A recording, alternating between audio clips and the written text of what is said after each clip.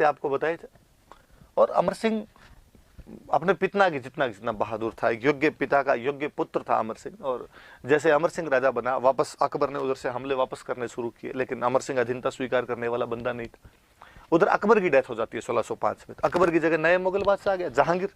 जहांगीर ने वापस अटैक करने शुरू किए, लेकिन फिर भी मानने के लिए अमर सिंह मानने के लिए तैयार नहीं हो रहा था। फाइनली जहांगीर ने अपने सबसे योग्य पुत्र को मेवाड़ पर हमला करने के लिए भेजा।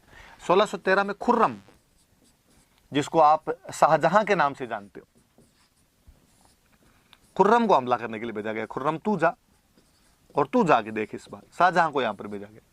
खुर्रम आया, खुर्रम ने आके यहाँ पर जितने भी सेनापति जो आके गए थे, वो भले को युद्ध जीत के गए, युद्ध हार के गए, उन सबको बुलाए और उनको बुला के पूछा खुर्रम कि यार तुम अभी तक मेवाड़ के राजा को पकड़ क्यों नहीं पाए, अभी तक उसको अधीनता स्वीकार क्यों नहीं करवा पाए, अभी तक उसको ट्रीटी के लिए राजी क्यों नहीं कर पाए, क्या क्या रीजन है, तुम पकड़ क्यों नहीं पाते हो, हरा क्यों नहीं पाते हो उसको। उन सब ने कहा कि सब उसका बड़ा रीजन ये है मेवाड़ की जनता। मेवाड़ की जनता पूरी तरीके से युद्ध में शामिल है और उनका गुप्तचर व्यवस्था इतनी अच्छी हो रखी है कि वो अपने राजा को हमारे आने की सूचना पहले ही दे देते हैं। उनकी जनता भी हमारे खिलाफ लड़ती है और यदि हमारे सैनिक अकेले दिख जाते हैं तो उनके साथ में मारपीट कर लेती है, उनको मार देती है। इवन यहाँ तक कि हम किसी गांव से राशन पानी लेने के लिए जाते हैं तो राशन पानी भी नहीं देते। खुर्रम ने कहा अच्छा तो समस्या यहाँ है, तो फिर राजा से लड़ाई क्यों करनी, फिर तो जनता से लड़ाई कीजिए। तो कैसे करें, अब तो एक काम करो, अपने तो गाँव में घुसो, गाँव में घुस के फसलों के लगा दो आग, पुरुषों को निकाल के यहाँ से ले जाओ, पुरुषों को मार दो और महिलाओं बच्चों को यहाँ से निकाल के ले जाओ, दिल्ली में ले जाके बेच दो। देखते हैं कितने गांव के अंदर ऐसा किया, कितने गांव के अंदर प्रतिरोध होता है। जब जनता के खिलाफ ये सब किया जाने लगा, मुगलों द्वारा नरसंसता बरती जाने लगी उनके प्रति, बहुत ही क्रूरती तरीके से उनको पकड़ पकड़ के यहाँ से बेचा जाने लगा, मारा जाने लगा, तो जनता बड़ी निराश हुई और जो जनता भाग के राजा के पास में गई। राजा से सीधा सीधा तो कौन मिले, सामंतों को जाके बताया। तो सामंतों ने अमर सिंह के जो बेटे थे कर्ण सिंह, उनसे बातचीत की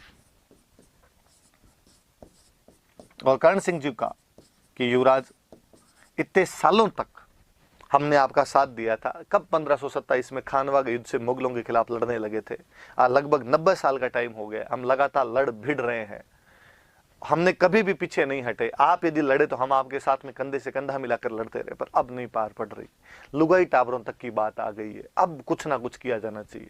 कर्ण सिंह इस बात को जानते थे कि कुछ ना कुछ करने का मतलब लड़ाई की जाए। पिछले 47 सालों से, लगभग हल्दी घाटी के बाद से तो लगातार लड़ते आ रहे थे और पूरी तरीके से जो सैनिक शक्ति थी वो कमजोर पड़ रही थी कहीं ना कहीं, और उनको लगता था यार यदि मैदान के अंदर आके लड़ा गया सीधा सीधा तो पार पड़ेगी नहीं, और पहाड़ों के अंदर वो लोग आ नहीं पा रहे हैं, वो तो गांव के अंदर ही लूटपाट कर रहे हैं, अब तो संधि के अलावा कुछ किया भी नहीं जा सकता, तो अब क्या किया जाए। तो फिर कर्ण सिंह अपने पिता अमर सिंह के पास गए, उनको जाके संधि के लिए तैयार किया। अमर सिंह इस बात से राजी नहीं थे, उन्होंने कहा कि नहीं, मैं यार महाराणा प्रताप का बेटा हूँ, ऐसे कैसे संधि कर सकता हूँ। लेकिन बाद में जब सब सामंतों ने ज़्यादा दबाव दिया तो उन्होंने कहा कि ठीक है तुम कर लो, तुम्हारी जैसी इच्छा हो, पर अब राज भी तुम ही संभाल लो। कहते हैं जब वो संधि तो कर ली गई थी, लेकिन उस संधि से इतने निराश हुए थे अमर सिंह जी कि बाद में राजकाज छोड़ के चले गए थे। तो अमर सिंह के टाइम की सबसे बड़ी घटना ही कोई है तो संधि है कि मुगलों के और मेवाड़ वालों के बीच के अंदर संधि हो गई थी। क्या बातें हुई थी क्या नहीं हुई थी और पढ़ते हैं, देखो अपने अभी मुगल मेवाड़ संधि की बात करते हैं, कब हुई, किसने की, लो मैं सारी बातें बताता हूं आपको। 5 फरवरी 1615 की संधि है, 5 फरवरी 1615 की। किसके बीच में होगी, तो मुगलों का राजा तो कौन है, तो मुगलों का राजा था जहांगीर, मुगल बादशाह जहांगीर था उस समय। और मेवाड़ वालों का रहना कौन है, तो मेवाड़ वालों का हम पढ़ ही रहे हैं अमर सिंह। बोले आपकी इच्छा हो और बोले नहीं हो, क्योंकि आपके टाइम के अंदर हो रही है इसलिए यही होगी।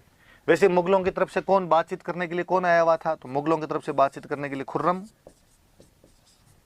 इधर से मेवाड़ वालों की तरफ से बातचीत करने के लिए 2 बंदे गए थे। एक बंदे का नाम था शुभकरण पंवार, एक बंदा था हरिदास झाला। इन लोगों ने जाके बातचीत की थी खुर्रम से कि भाई हम संधि करने के लिए तैयार है।